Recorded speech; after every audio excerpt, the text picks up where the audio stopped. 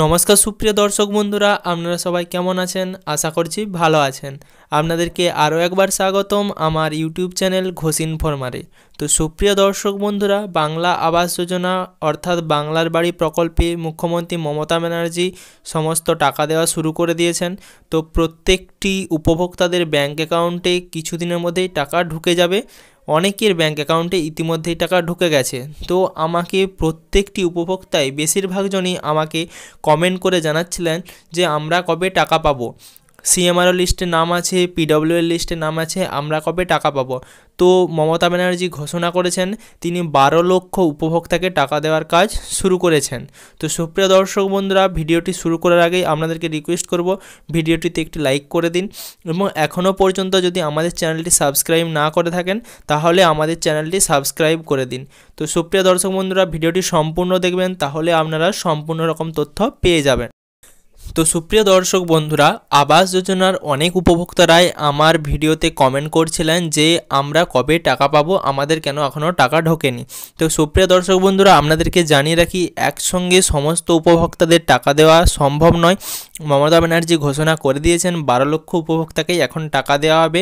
বাকি 8 লক্ষ এবং পরের 8 লক্ষ সেটা 2 কিস্তিতে আমাদের দেওয়া হবে, মে থেকে জুন এবং ডিসেম্বর থেকে জানুয়ারি 2026-এর মধ্যে। তো আপনারা আপাতত যেগুলো লিস্টে নাম রয়েছে সেগুলোই দেওয়া হবে 12 লক্ষ।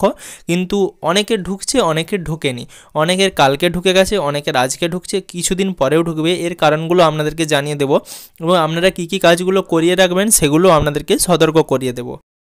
তো আপনাদেরকে জানিয়ে রাখি, পশ্চিমবঙ্গ সরকারের দপ্তর থেকে ইতিমধ্যেই টাকা জেলায় জেলায় পাঠানো হয়ে গিয়েছে। কিন্তু জেলায় জেলায় পাঠানো হলেও প্রত্যেকটি জেলার প্রত্যেকটি ব্লকে পাঠানো হলেও কিন্তু প্রত্যেকটি অঞ্চলে ব্লক লেভেল থেকে পাঠানো হয়নি। তারা একসাথে হয়তো সেই কাজটা করতে পারছে না, তারা স্টেপ বাই স্টেপ করছে। প্রথমে একটা জেলার একটা ব্লকের যে কোনো একটা অঞ্চল, এইভাবে ধরে ধরে তারা স্টেপ বাই স্টেপ করছে। তো সেইগুলো করতে, স্টেপ বাই স্টেপ করতে একটু সময় লাগবে। তো আপনারা একটু ধৈর্য ধরুন, অপেক্ষা করুন, আপনারা অবশ্যই টাকাটা পাবেন। এবং যে সমস্ত উপভোক্তারা এখনও পর্যন্ত, প্রথম কথা, যে সমস্ত উপভোক্তারা এখনও পর্যন্ত ব্যাঙ্ক অ্যাকাউন্টে তাদের আধার কার্ড লিঙ্ক করাননি তারা কিন্তু সমস্যায় পড়বেন।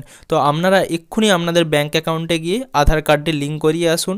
এবং সেকেন্ড কথা যেটা আপনাদেরকে করিয়ে রাখতে হবে, আপনাদেরকে ব্যাঙ্ক অ্যাকাউন্টের সাথে আপনাদের যে প্যান কার্ড রয়েছে অর্থাৎ পার্মানেন্ট অ্যাকাউন্ট নাম্বার, সেই প্যান কার্ডটি আপনাদেরকে লিঙ্ক করিয়ে রাখতে হবে।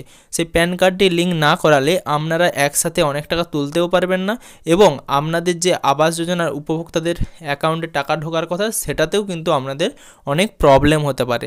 তো এই দুটো কাজ আপনারা আপাতত করিয়ে রাখুন ব্যাংকে গিয়ে এবং দেখুন ব্যাংকে কেওয়াইসি করা আছে কিনা, ব্যাংকে টাকা ঢোকার ক্ষেত্রে কোনো রকম সমস্যা হচ্ছে কিনা, ব্যাংকের আধিকারিকদের সাথে কথা বলুন আর ওয়েট করুন জানুয়ারির 15 তারিখ পর্যন্ত। তারপরেও যদি না আসে তাহলে আপনারা আপনাদের অঞ্চলের যে প্রতিনিধি রয়েছে তাদের সাথে যোগাযোগ করুন। তো এবার অনেক দর্শক বন্ধুরা, আমার চ্যানেলের দর্শক বন্ধুরা, তারা আমার ভিডিওতে কমেন্ট করছিলেন যে আমাদের আবাস যোজনার লিস্টে নাম আসেনি, তো আমরা এখন কি করতে পারি। তো সুপ্রিয় দর্শক বন্ধুরা, আপনাদেরকে জানিয়ে রাখবো আপনারা সিএমআরওর যে গ্রিভেন্স পোর্টাল রয়েছে সেখানে অ্যাপ্লাই করতে পারেন, অথবা দিদিকে বলতে কল করে আপনারা হেল্পলাইন নম্বরে বললে সেই ক্ষেত্রে অনেকে সুবিধে হতে পারে।